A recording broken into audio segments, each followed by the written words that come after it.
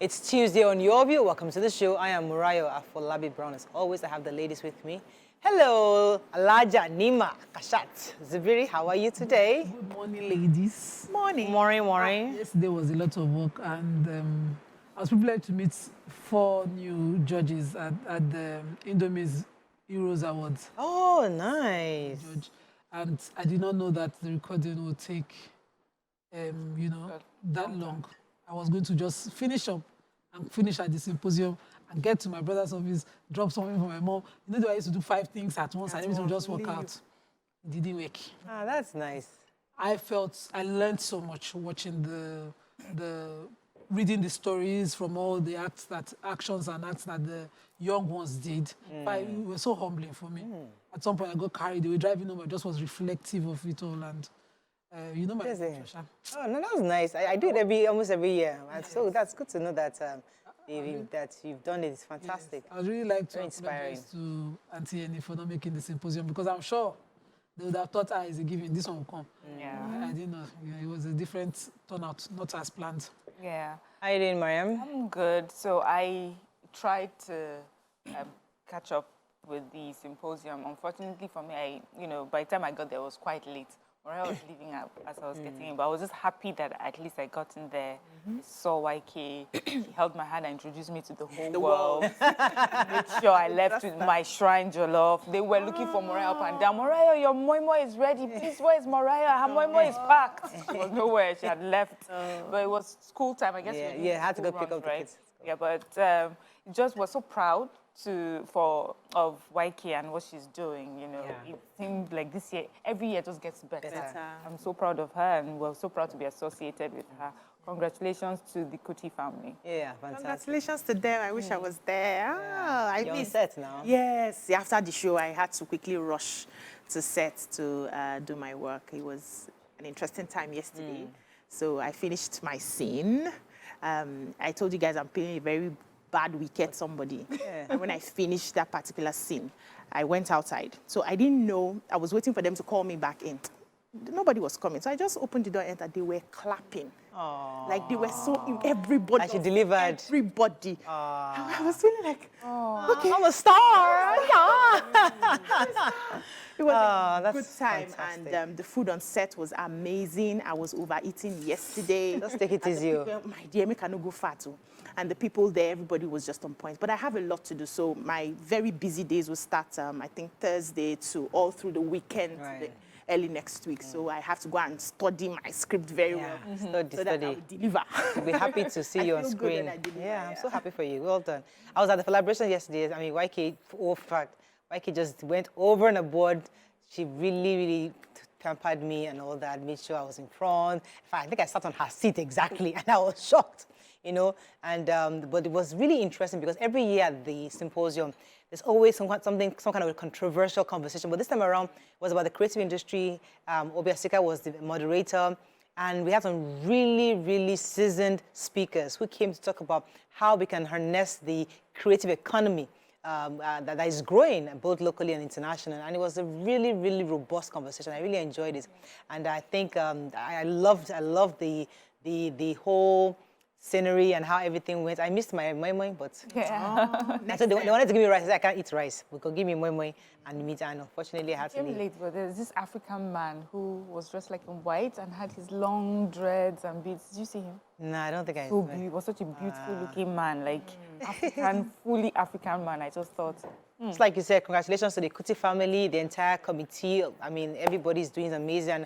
Great that they are holding up the name of Fela Kuti. I mean, there's no other artist in Africa that we can say that even after his death, that they have strengthened, his brand has strengthened, and they have still been able to monetize his brand across various platforms. I think it's fantastic, and it's a good story to tell.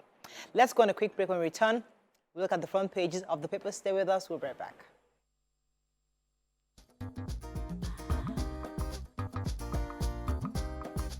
Stay tuned. Your View will be right back. Thanks for staying with us. We're going to start with the nation. Tinubu, I'm focused on lifting Nigerians to greatness. Southeast Senate caucus renews push for additional ministerial slots. Banks in 400 billion naira recapitalization drive at stock market. Israel lays siege to Gaza. No return to petrol subsidy, says NNPCL. President appoints Feladrote, 4 others as aides. Christmas Day killer cop to die by hanging. Keyamo Airlines must pay compensation for flight delays. Okay, which stories? I could start with the major headline. So the president reaffirmed yesterday that he is not distracted from the task of putting Nigeria on the path of progress. According to him, he said taking the country to a higher pedestal is his major preoccupation. President Bolanle made his feelings known in a tweet on his X handle, posted along with his photographs during a meeting with the Secretary to the Government of the Federation, George Akume. And the meeting was held at the president's office inside Aso Villa in Abuja. So the tweet reads, all hands must be on deck in the great task of positioning our dear nation for progress. And the president held a meeting with the SGF on government businesses, and the SGF also briefed him on the ministries, departments, and agencies. They say the government has been working hard to provide a revival pill for the economy as a result of the petrol subsidy removal and also the unification of the Naira and dollar exchange rates. Efforts are going to also ensure the implementation of the agreement that they reached with Labour last week, which sort of stopped the strike that was supposed to happen. So the government is committed to the fulfillment of the terms of agreement within 30 days. Also, we're seeing how that is going to play out. They also discussed other issues, including the war that's happening in Palestine right now. Okay. Yeah, I have the Minister of Aviation and Aerospace Development, that's Festus Keyamo. They said yesterday he said that they will soon compel airlines to pay compensation for delayed and cancelled flights as long as it's not caused by nature. They said that he was telling the operators of airlines, he says, you have blamed the government and a few things we do, but I also want to say that it's not all the time that it is government. At times you say you were waiting for passengers to finish passing through the screening machines, but many times they would have passed through the screening machines, will be seated at the lounge for over 5 hours, and then you cancel the flights. He says it's because Nigerians are not aware that they are due compensations when you cancel flights like that. But very soon, they will make sure that they start to implement the NCAA Act and they'll be giving them compensation. Maybe it would then help them, do better by Nigerians and make sure that they're not canceling flights anyhow. But he says that the only times that they are not due compensation, that if they can prove, if it's an act of God, so if it's nature, if it's the weather or something like that. But many times we know it's not that way. Too many times Nigerians are sitting at the airport for hours and then you just say, cancelled. Sometimes you just say here cancelled, no explanation, nothing. Okay, so yesterday at the second edition of the Petroleum and Gas Senior Staff Association of Nigeria, Pengason's Energy and Labour Summit in Abuja, the Group Chief Executive Officer of the National Petroleum Corporation Limited, Mele Kyari, was emphatic on the removal of subsidy. He said that it was the most practical thing because if they had not removed it, NNPCL would have been bankrupt by now. Wondering, it's not recently they just made them limited, but then he says that they would never go back to the subsidy era and that very soon they have a projection that by 2024 we'll start to export petroleum products, but there were no specifics because which product maybe I didn't read it finish. Bayer is Dangote that we export. We don't know. Petroleum products. But we have to be careful. Watercourt refinery. I wanted to get over, Excited. Can I add a little thing to what you said? All marketers are the ones saying that the fuel subsidy had returned because they were comparing their landing cost to what they had. They said petrol as of last week was landing at 720 per litre. And, it's being sold about 580 to 617. So where are they getting what they are using to cushion between the landing and... So I think there's also has said they are not paying. They are not paying. But looking at the numbers, it doesn't align. But then in the report, it was also talking about 100% production that was no resource dependent country continues to export 100% of their production outside and all of that. Almost like he's reading a speech. But when you now lift my hope up that 2024, this thing will be over.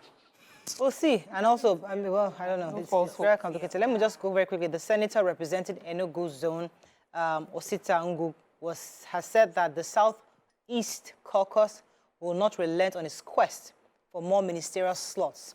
According to him, the president may have fulfilled his constitutional requirement by appointing a minister from every single state in the Southeast region. However, the Southeast has the least number of ministers, and they are hoping that they're able to appeal to him to increase the number of ministers in the Southeast. The senator said that the South East Caucus has not been comfortable with the 5 ministerial slots, and they've also spoken to the Senate President, Godswill Akpabio, who also has waded into the issue, said that he's a man who walks his talk, and they have no doubt that his ability to intervene on this matter, and they're going to make sure that the president actually adjusts this as soon as possible. So we will be patient to know the feedback from the Senate President is going to give us, and we are not going to rest until we get additional ministers from the Southeast. Moving on quickly now to the Punch. Federal government denies subsidy return, more fuel stations shut. Slain lawyer, Lagos NBA welcomes death sentence for killer cop. Concerns as commercial sex workers invade Lagos malls and lure men. For real? Aidatiwa drops suit against Ondo Assembly, says Akeredolu. Domestic airlines demand jet fuel import license, says Forex. And 4 consortia to fix dilapidated pipelines. Okay, which story? Okay, so they say that concerns are rising as young ladies suspected to be commercial sex workers now loiter around major shopping malls and highbrow streets in Lagos to lure prospective customers. So Punch is saying that they're usually skimpily dressed ladies that position themselves in strategic locations within these malls to lure men. They had like a reporter who went there in, in hiding. How do you say it again? Plain clothes. No, that's for police. Anyway, he goes there under... Yeah. And, disguise or something. In disguise, thank you very much.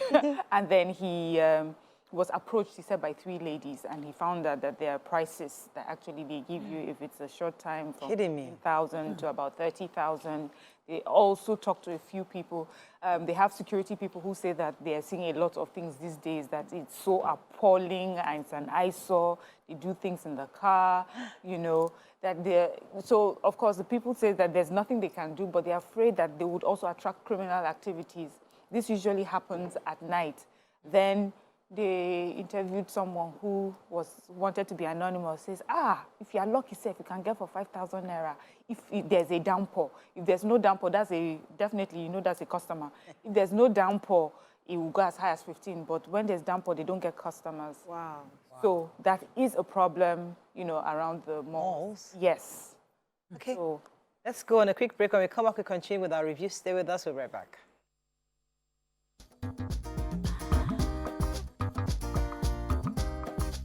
Stay tuned.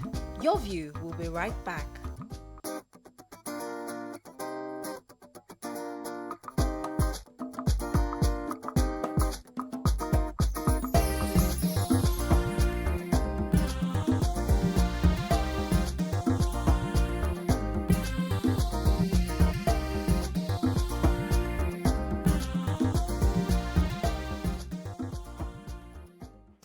Thanks for staying with us. Let me take the story from domestic airline operators of Nigeria have visited the current Minister of Aviation, Festus Keyamo, saying that they're requiring a license for importation and distribution of the aviation fuel, popularly called Jet A1. They're also asking that they should have some kind of a preference in getting Forex for them, because according to them, they're end users, and they urgently need Forex when it's urgently required. Said that the purpose of their visit was to brief the minister about the challenges in the sector and profess solutions, as well as to congratulate him on his new appointment. This was said by the president of the AO, and that's Abdul Munaf Yunusa. Said there's an urgent need to facilitate the liberalization and procurement and distribution of the fuel, to procure requisite license for product importation and distribution.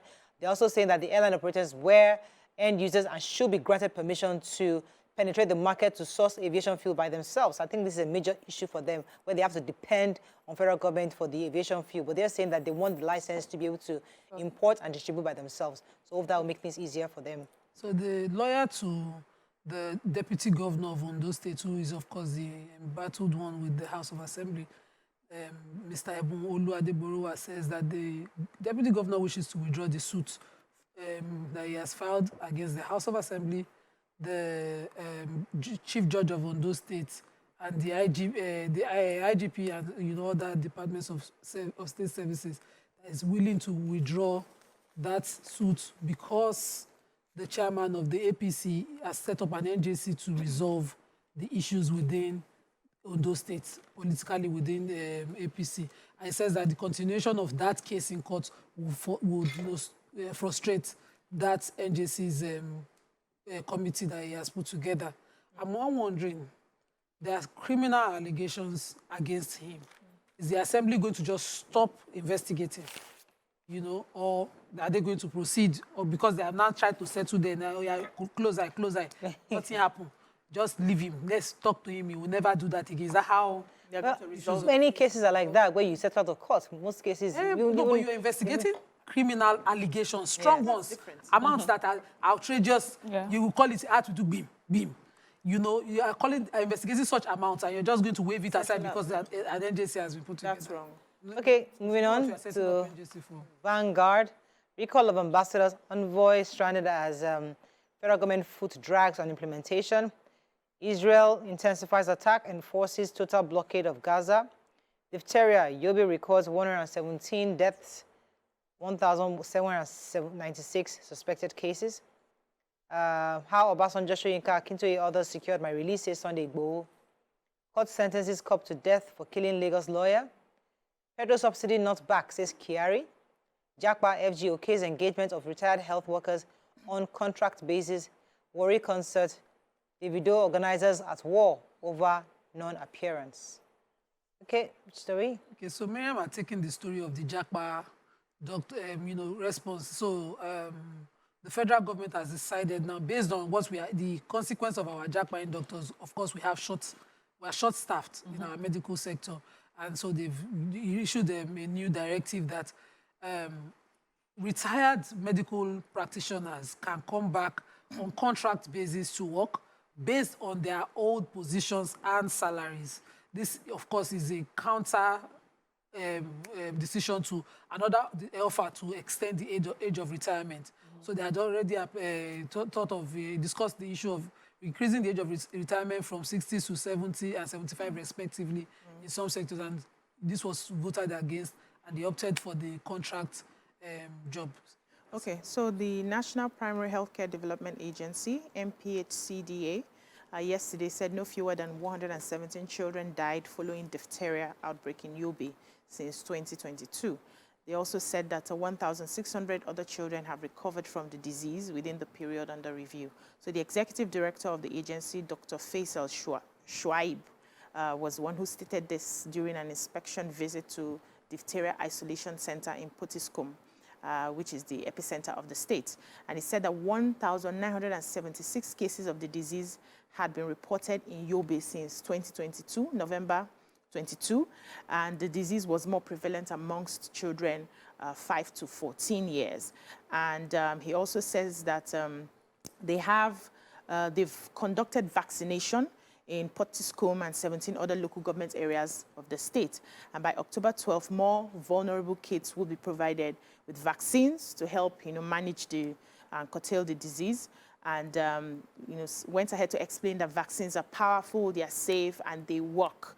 And diphtheria is a disease of ancient times. So with vaccination, deaths are really preventable. And he said the low vaccination was, when they carried out a survey in 2016 and 2017 by the Independent Survey of National Bureau of Statistics, showed that 33% of Nigerians had the vaccination, and they took it up in 2019 to 70% of Nigerians. However, COVID-19 slowed it down, and it went back to about 50-something percent. But now they are reintroducing it again, and hopefully if all those children are vaccinated, that will solve the issue. So they talked about hygiene, how to just take care of yourself so that you don't get diphtheria.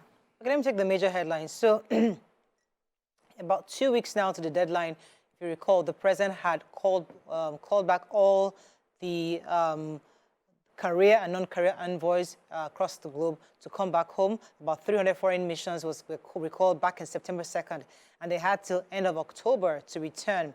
According to this record in Vanguard, They said that there are no signs that this is going to happen because according to this report, all the envoys have not received their AIE, which is supposed to be the authority to incur expenditures. That's what they get.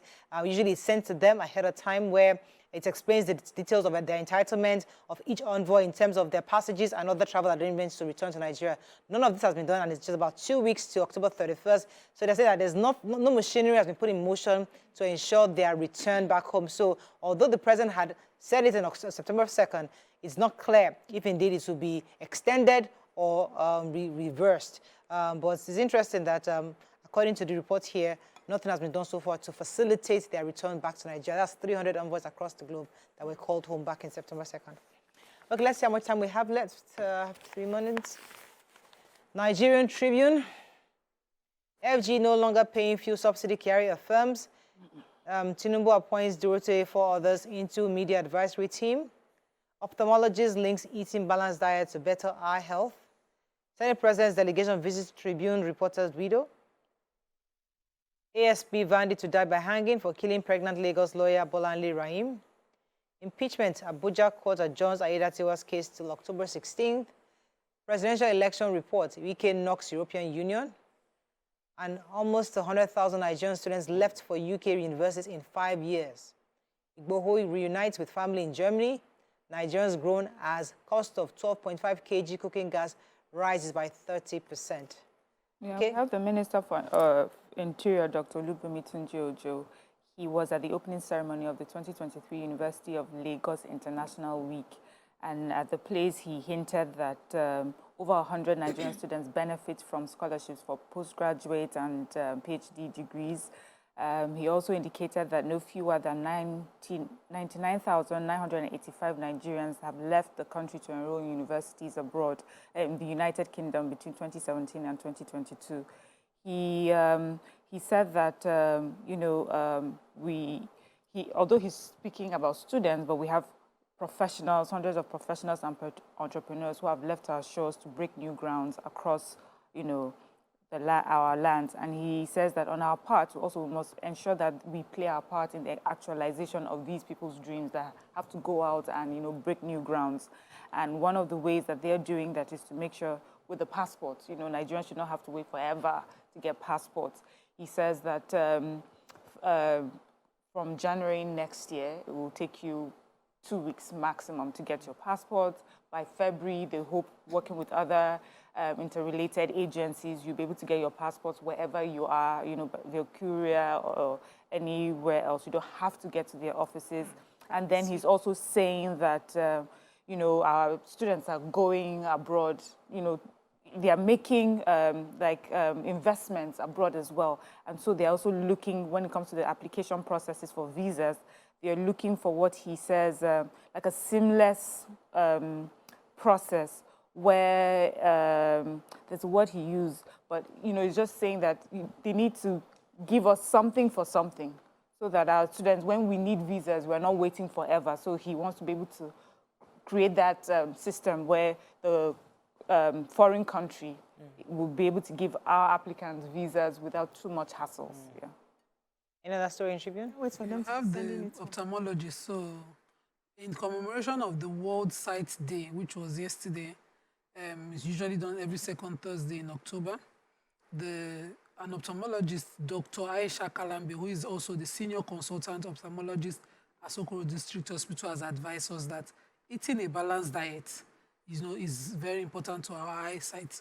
But the World Sight Day was also talking about saving our eyes at work. So depending on the kind of work you do and how you stay away, she talked about incorporating dark green leafy vegetables, spinach, kale, yellow-colored vegetables, carrot, and all of that into our diet, saying that the eye, researchers have linked eye-friendly nutrients such as lutein, this is much, but vitamin C, vitamin E, zinc, and all of that into, you know, incorporating that into how people have good eyesight. So I'm going to take the advice. Are they accusing us of not eating balanced diet? So I'm the only one in my house that is eating balanced diet now. Is that what they're saying? We have not talked Well, about there are different kinds of eye genetic, issues. yes, but right? generally. But I know they say glaucoma is diabetes of the eyes, actually. It's too much sugar in your diet and it's affecting your eyes. But there Okay. are others that We asked the doctor here last week about that. She didn't mention, she said sugar doesn't really connect to sugar, right? yeah, she she said said, no. yeah, no, she said it said doesn't that. connect to sugar. Yeah, she told me that, but hey, listen. But that's the general. Depends on where you Yeah. That is all we can take on Front Page Review. When we return, we'll bring in a guest from Deal Clenchers, sponsored segment. Stay with us, we'll be right back.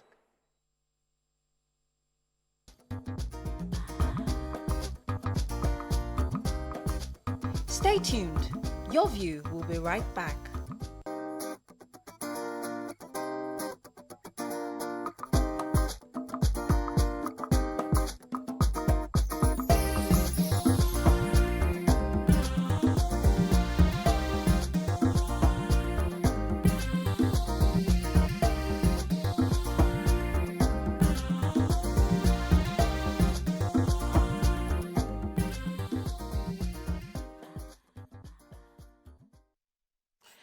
Thanks for staying with us. Now, a story broke out yesterday about the fact that the ASP who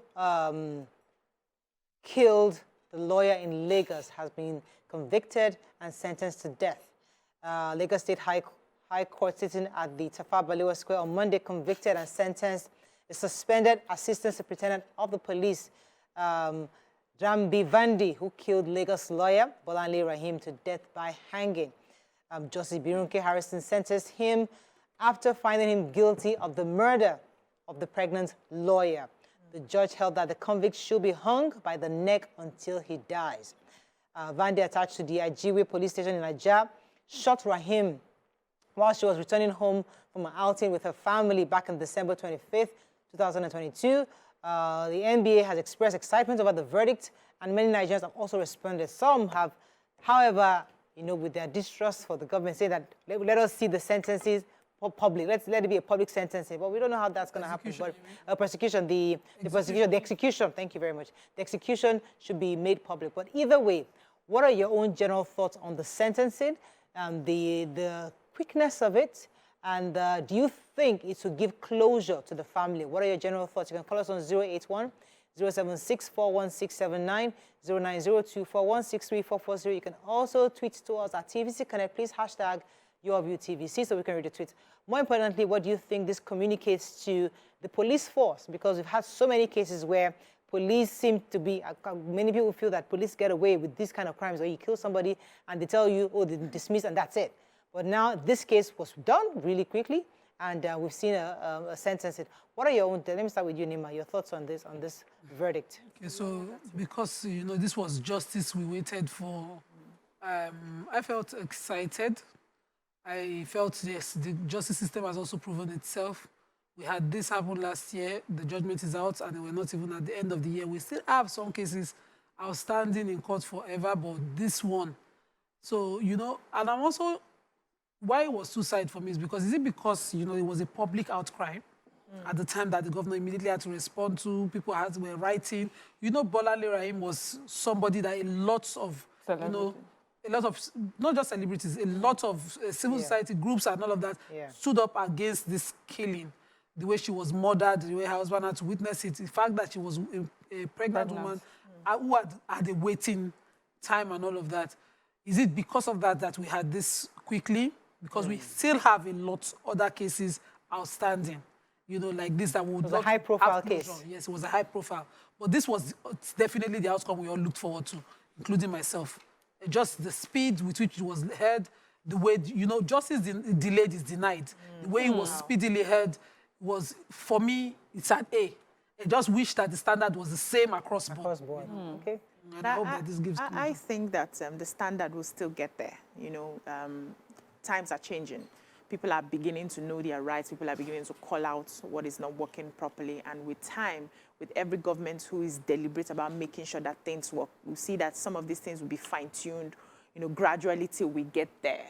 I see a lot of civilized countries and how we praise them and hail them, and I read their history, and I realize that as they were, you know, just building that democracy and growing, they had a lot of things not working. Their people kept dying, their people kept crying out, the law is not working for us, the law is for a few people, till they got to where they are. So it's just us being patient. We need to keep calling out till we see the changes, but then understand that we will still grow into that. So this is a very fantastic judgment as far as I'm concerned. It would give the family a bit of a closure. There's nothing that would bring back the woman that is dead, but the fact that, the government is for us, the government worked for us, the government is there to preserve and keep us and uphold the law. This also shows that nobody is above the law, right? We are equal in the face of the law, and that is what gives trust to Nigerians. So I like this judgment. However, why I believe a lot of people are calling to see the hanging, so that, the execution, so it doesn't look like this was just announced to appease the people and then something happens behind. We need to also be seen to be doing things right. Why didn't I just understand so gruesome? I don't know. Well, Mary, let me come to you. What are your thoughts? Okay, I just wanted to answer that because, you know, I guess my sentiments are just same as yours, which is I'm happy that we have a judgment like this. You know, someone committed a crime, we saw it through the courts, and someone has been sentenced, you know. And, you know, for the execution part of it, yes, you're right, it may seem so gruesome. In fact, for me, you know, just even the thought that this would be happening is already making me feel sick. But it is justice that has to be carried out. And it's not just a Nigerian thing, actually. People sit down to watch things like that, people who have been affected somewhat. Just make sure, you know, you've taken a life, you've destroyed my family. I need to make sure that the person that did it is gone and is gone for good. Some people, it's a way that they find closure.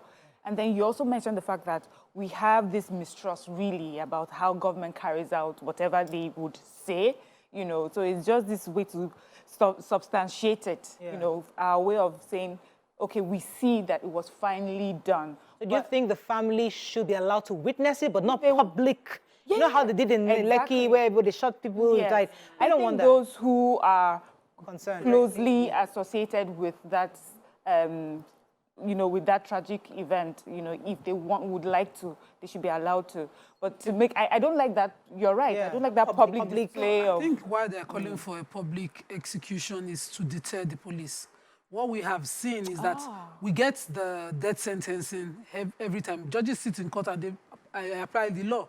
And so you get death sentences when somebody outrightly, you know, premeditatedly just murders someone in broad daylight. Of course, you get death sentencing, but they go and leave them, and the governors refuse to sign the execution order.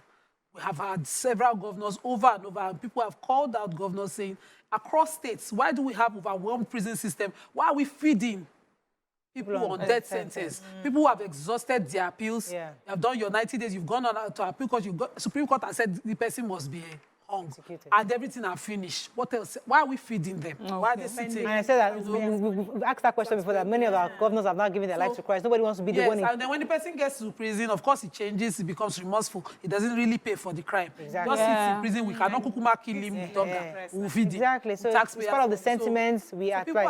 Let me take this call from Stanley. Good morning, Stanley. Thanks for calling from Festac. Good morning, Madam Morayo and team. Good morning. Good morning. Please, I want to comment on the issue of this judgment for the claim of Barrister Bolanle by the SP at Ajuwe Police Station. Yes. In fact, I have to comment that judgment. It's one of the most recent laudable judgments. Unlike before, when things like that happen, after a while, we don't hear about it again. It's also a very big lesson to most of the police officers who are not maintaining the ethics of the profession. People carry gun about, harass people, drink away their lives, and do police work as if police work is something you just wake up and go under the mango tree and begin to practice whatever you want. It's a very big lesson. Let it be public. Let people see the way it's done. Let us be sure that actually the person involved is executed. That's my contribution. Thank you very much. But you see, let's go back to why you think the governors find it difficult to implement these executions, because they are the only ones that can actually pardon. So they refuse to pardon, and they also refuse to execute. How do we, I don't want to say decongest our prisons to execute, but the truth is that there are cases like that, as Nima said, that there are people waiting execution. And that indeed by itself is clogging up the system, clogging up the prisons.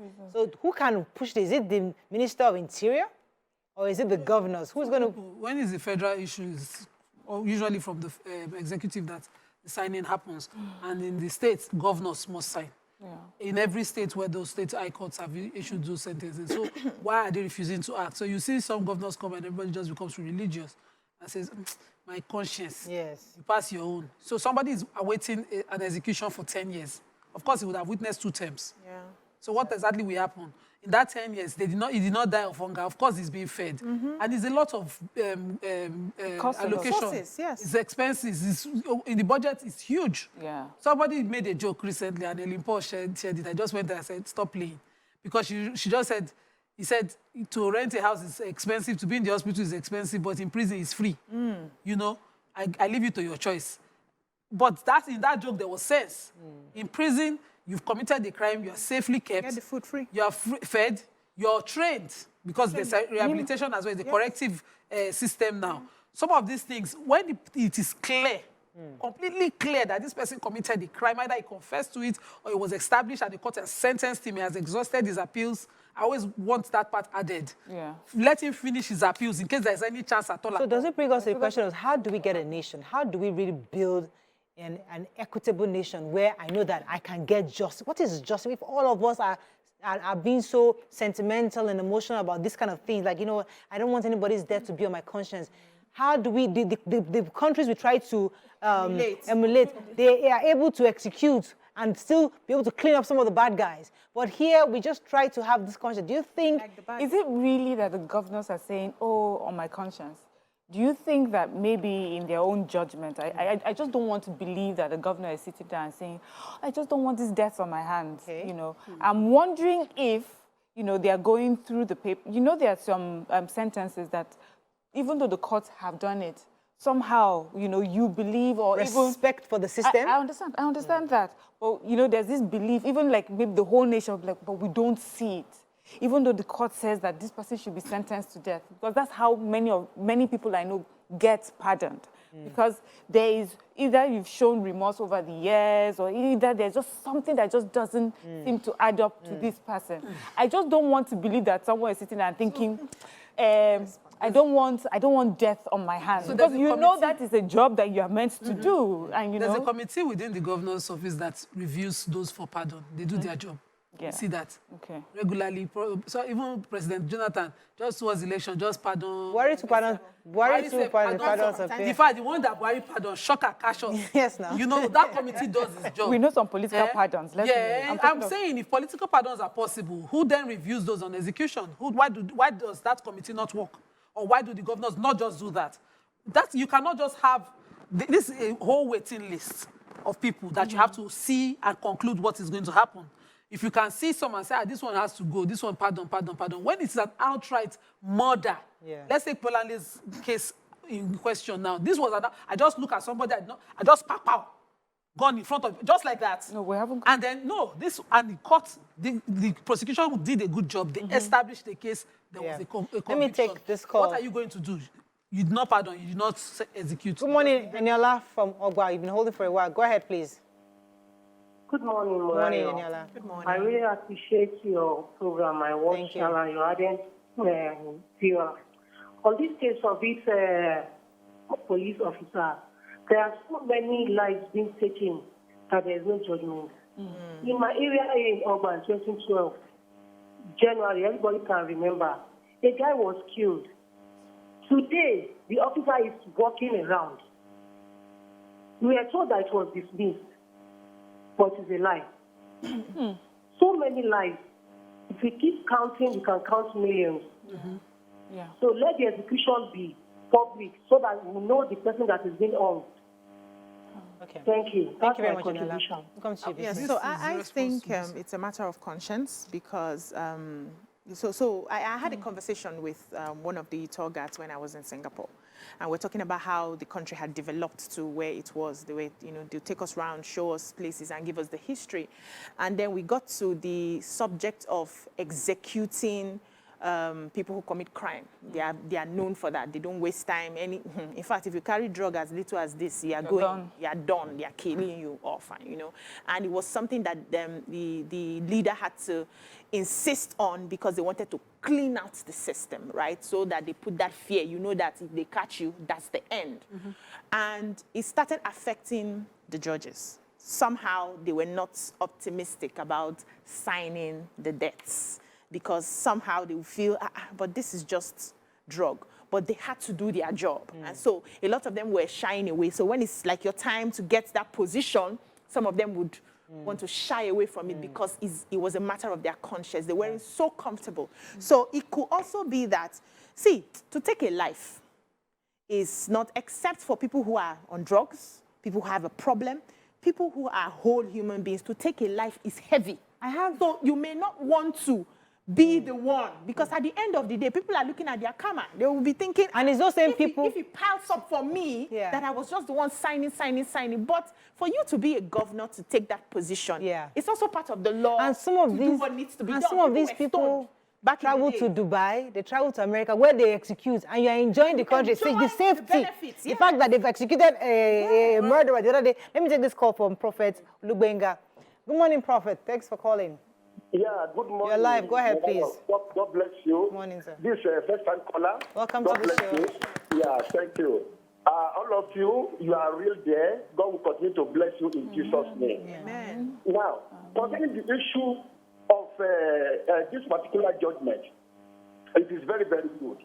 But my problem is that Nigerian governors, why are they not signing the death warrant?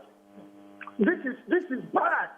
Really? Governors will know that this person has done something wrong. Why are you afraid to sign the death warrant? It's bad.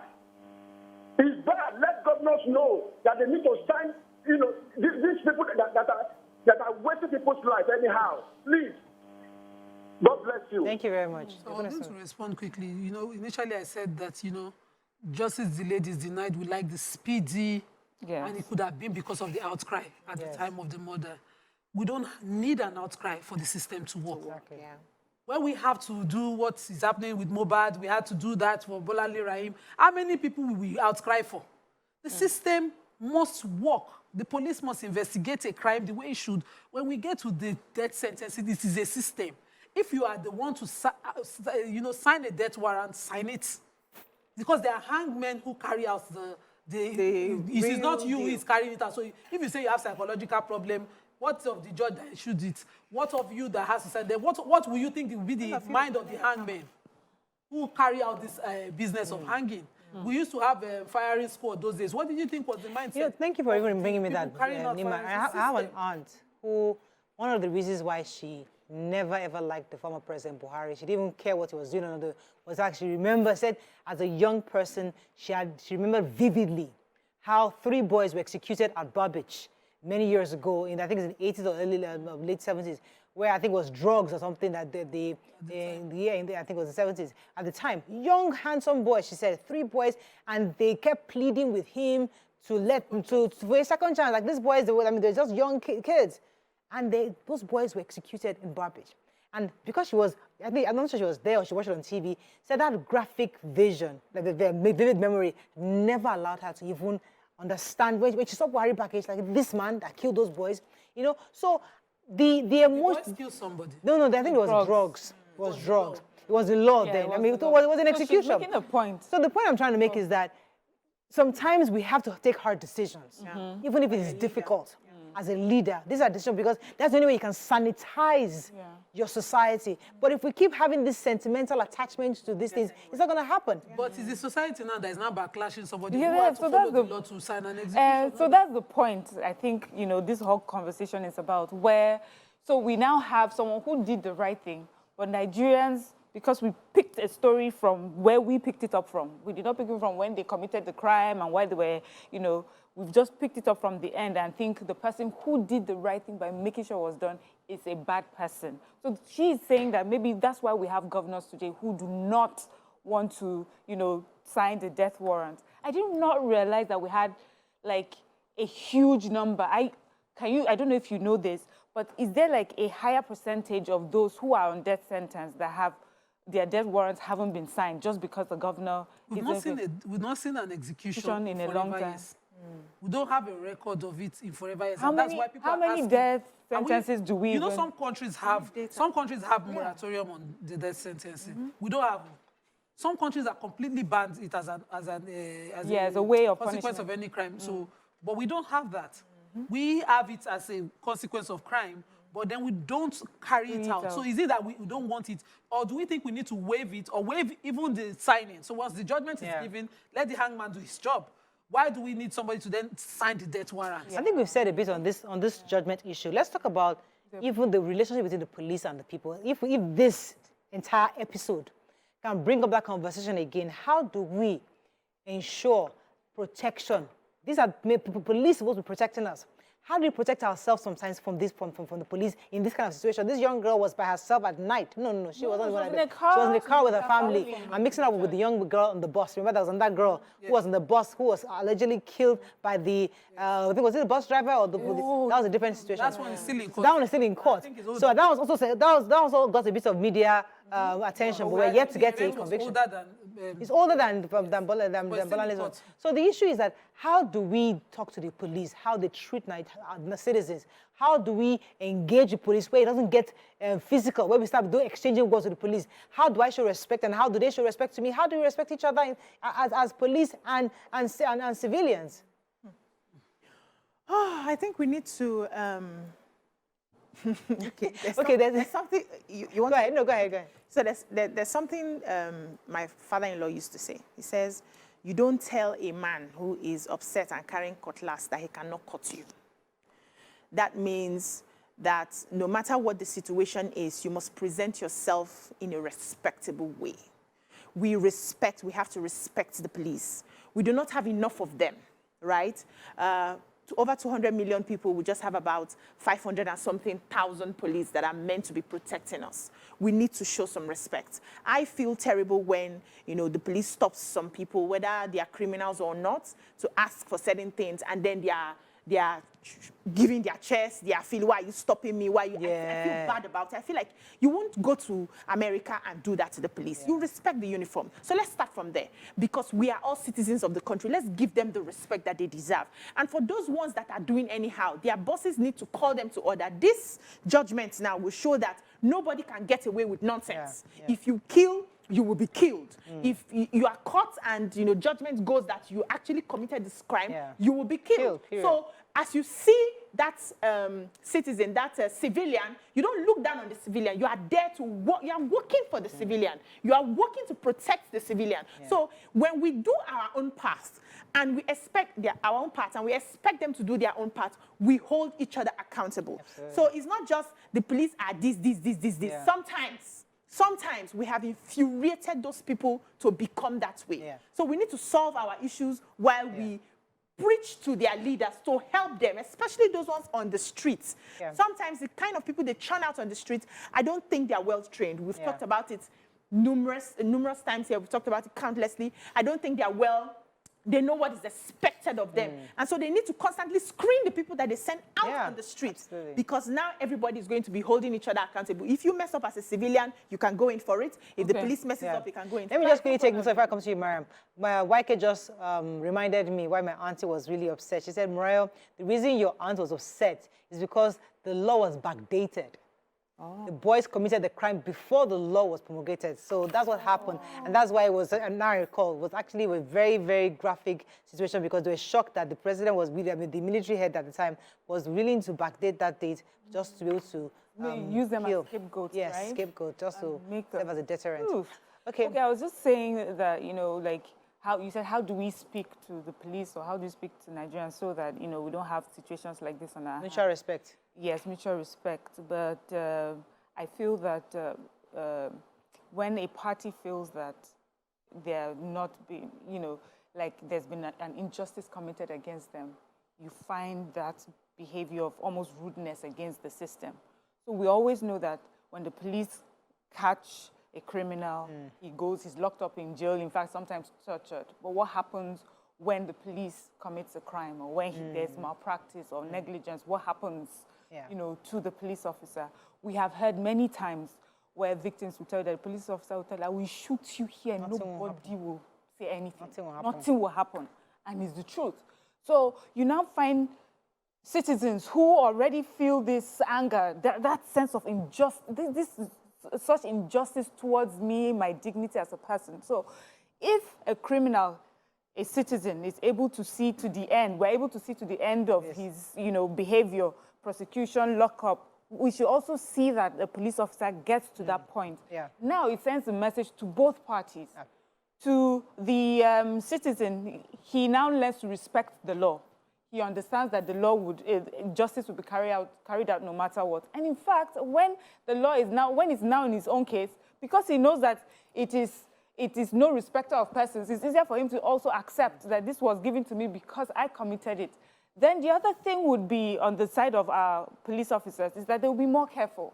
Because you understand that I'm going out to do my job, but there are some things I must be careful not to do. I'm a doctor, there are some things too I should not do. If I'm called for malpractice or negligence, I would face the consequences. So as long as people are allowed to face the consequences and no one feels that they have been unduly, there's no, what I mean. Let me take this call. When holding for us, Rotimi, I believe. Thanks for calling. Sorry for keeping you. Good morning, Morayo. Good morning, the lady. Good morning. I appreciate the topic this morning. Thank you very much. Please, I want to say this to the governors. The governors are just hypocrites. I will tell you this. The governors are just hypocrites. There have been many political killings in Nigeria. Politicians are the most deadly people. They can kill any of the opposition. My uncle was killed, the CSO of Agavu, in 2007. A chief security officer of the governor was killed by politicians. Funsho William was killed in 2006 in Lagos by politicians.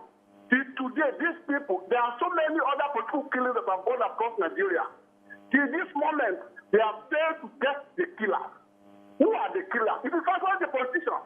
To send someone who was sentenced locally by a competent court in Nigeria to sign the death warrant, they are claiming they have conscience. What dirty conscience does the governor have? Our politicians, let me tell you this, man. Please hold on. There are many police. They will tell you, I will kill you and nothing will happen. And they will kill you and nothing will happen. If Bolanle has not been a lawyer, if Mohbad has not been a celebrity, these cases may not be as blown up the way it is. Today, all of us are appreciating the judiciary for calling up by sentencing specialists and calling up quickly, judiciously, expeditiously. Thank you, Mr. Rotimi. Many people die across Nigeria. Nothing happens with them. You're absolutely correct. But it's important that I also reiterate that we have absolutely no verification. That is because they are having a conscience. That's the reason why they're not executed. We're only speculating. We're just speculating on that. So we're not sure. We're just reasoning why are these prisons congested. We don't know the reason. We are only talking speculatively here, not saying that for sure that the government or the governors or whoever is in charge has a conscience or they've given their life to Christ. It's just for conversation purposes. So we don't have that for fact. I have to go on a break, but let me let you jump in quickly. Okay. Let's go on your break. Okay, let me wrap up on this. I mean, want to come back or we can wrap up on this? I think really, in a nutshell, Nigerians are generally happy about this sentence. Many have said that we should see it publicly, but we prefer it. Those who are concerned, family, loved ones who may want to witness this, sure, they can come to us and say, yes, we can verify, indeed, the ASP, Rambi was actually executed here. I think that should be good enough, but I don't think it should be a public execution like what happened in Bar Beach many years ago. All right, that's all we can take on this segment. We'll come back, move on to the next segment. Stay with us, we'll be right back.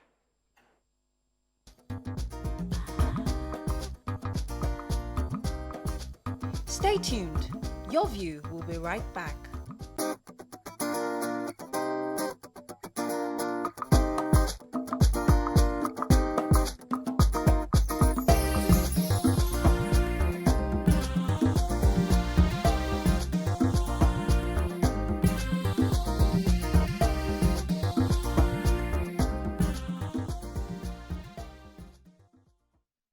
Thanks for staying with us and welcome to our final health segment. Today we'll be discussing dyslexia, the causes, symptoms, and how it can be managed. Joining us on the show is a futuristic dyslexic thinker who is a dynamic public health practitioner, passionate about health promotion, disease prevention, healthcare, planning, and resource management. Welcome with us, Ronke Agoro. Welcome to the show, madam. Good to have you. Good to be here. So we usually discuss dyslexia so many times on this show, but just for those who don't even know what it is, let's start from the scratch. What does it mean and how is it detected? Thank you. What does it mean? Dyslexia is, there's a standard definition for it, but I don't go by it because it says it's a disorder. I choose not to go by that because 1 out of 5 students are dyslexic. 1 out of 10 in the world are dyslexic. So that's a huge population. Yes. So when you say like a disease or something, you tend to think it's a small number.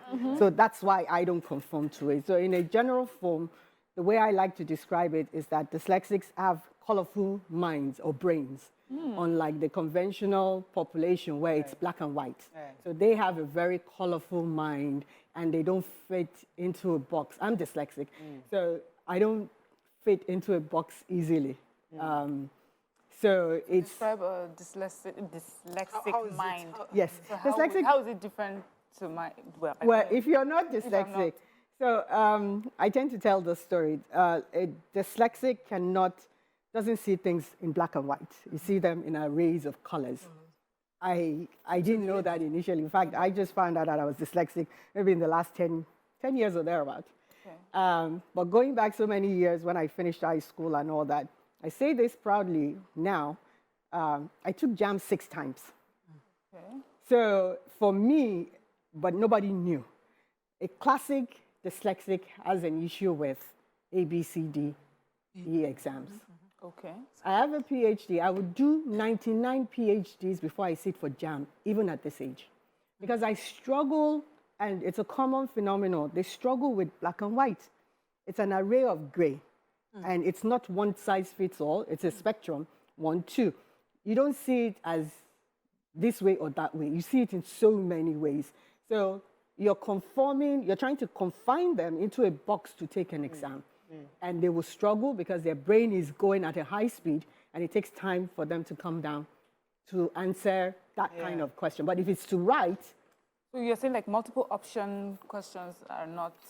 It's not the best fit for them. If they know, you can teach them, like I got that training later when I was in college, how to answer questions and all that in that format. But in the default, it's difficult because you're busy looking A, B, C, D, but there's E, F, G, all the way to Z. You can find so many solutions. So they're problem solvers. Their minds are... All over, it goes at a high speed. What we are told is that they read, if we write left to right, they read left to right, or they have some letters missing. Yes, it's part of that. Like I said, it's a spectrum. You can mix words together. Like recently, it just happened to me.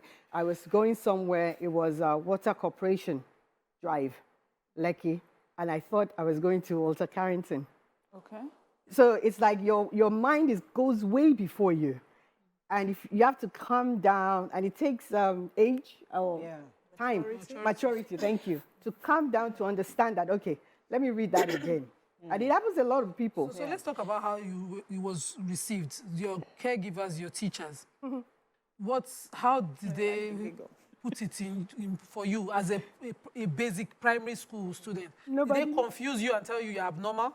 Or did they say, okay, how did they put it? How did you figure it out? How did you make it as a child? Thank you.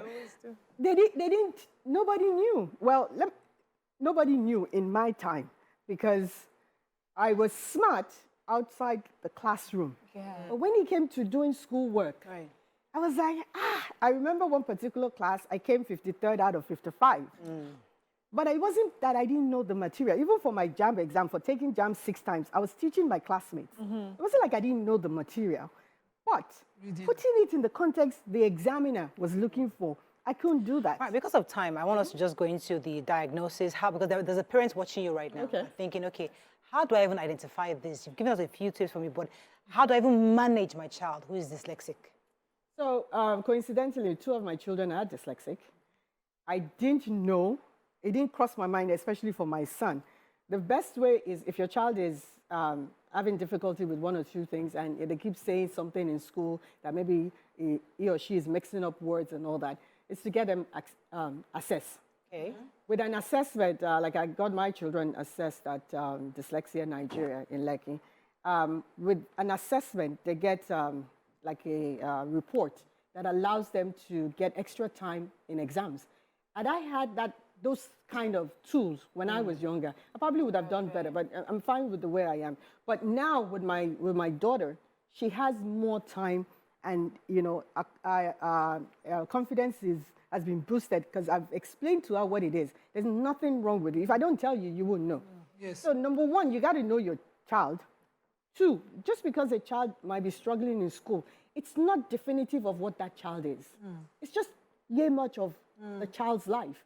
So you can't say, like they used to say once upon a time, Olodo or whatever. You can't use that because if you are asking a fish to climb a tree, that fish is not going to make it. So you need to take it out of the normal context that this child is good at something. Why is the child struggling? And the way they learn, like my daughter, she learns with audio, visual. So before I used to be there, but I learned that way as well.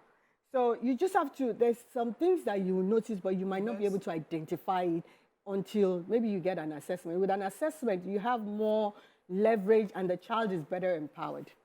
Okay, so we have quite a number of children who are afraid of examination. So you see them that they are intelligent, they would understand what you're saying, but when you put them in that confined and you give them those hours to write the exams, they are not able to make out anything meaningful. Yes. And sometimes, you know, being teachers, you just assume that this person is. But thankfully, there are some schools now who go through a broader range of understanding the different intelligences children have, right? But as a parent who is struggling with other aspects of life, you have to sit still and learn this thing, and then the child is not able to. How does the parent, aside from getting the diagnosis, how does the parent even help at home? How does the parent support the child at home before even moving to the school? So, like I said, it's a genetic configuration. It's not like you can dispose of it. It's a lifetime issue that you're going to deal with all throughout your life. For a parent, and as a parent, I know that I was able to see it better in my last child, only because I saw myself in her and I could tell. Normally, she's intelligent and smart and all that. So I looked at her and I was like, why aren't you paying attention in school? And then our teacher said a particular word that brought it all together for me. She said, oh, she's restless. And I smiled. So I asked her, I said, why are you restless? She said, but if it's to do things with her hands, she was good with it. And I'm like, so what do you do when you're in class? She says, I zone off. I said, to the future? She said, yes. I was like, God. So if it's not engaging mentally, she zones out, as in she's bored. So if you get her thinking and all that to solve problems, she's ignited. So every child has... Exactly.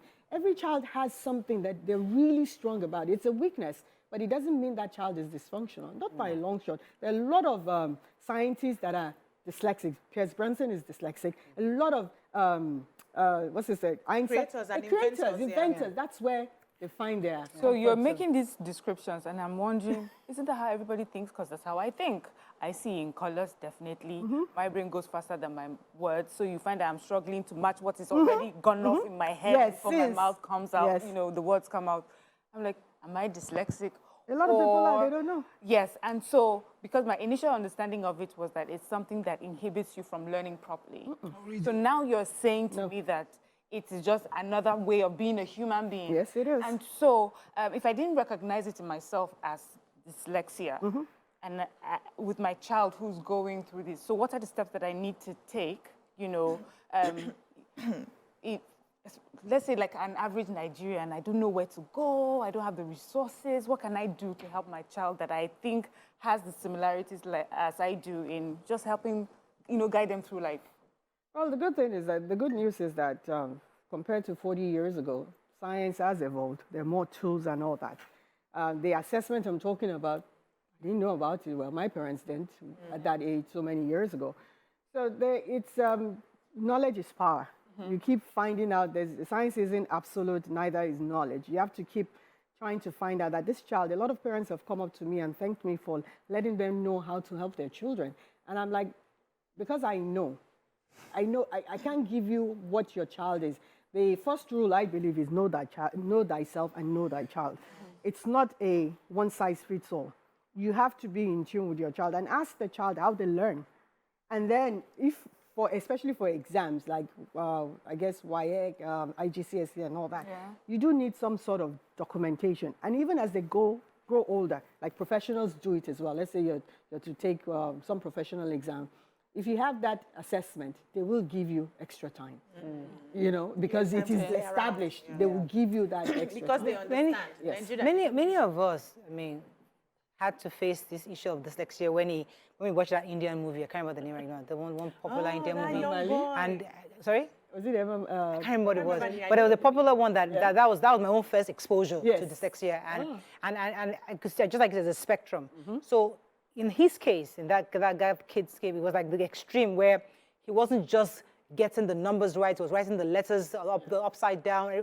Those are real end of the spectrum. Yes. And there's a parent in that situation where they don't even know where to start from, especially here where we don't have the resources. So are there places they can go? Are there places where they can seek help? When the spectrum is really high, it's not just about writing exam ABC, but it's about really not getting what the teacher is saying because you're at the level where you don't understand it. Yes, I go back to the assessment because the assessment is about 4 or 5 hours. It tends to assess where the strength of the child is. Okay. That way you can tell them, this is how this child learns. This is what is weak. So you need to cater to the strength instead of looking at the weakness. So with that, exactly. So that's what we tend to focus on. This child is not good in mathematics. This child is not good in spelling. Well, it's important. I'm not saying it's not, but it's not the end of the world, especially now that we have scribes. There's so many pieces of technology that can actually help that child. And if you establish it with examination bodies, they will accommodate. So the child is being extreme. In our climate, it's challenging, I agree.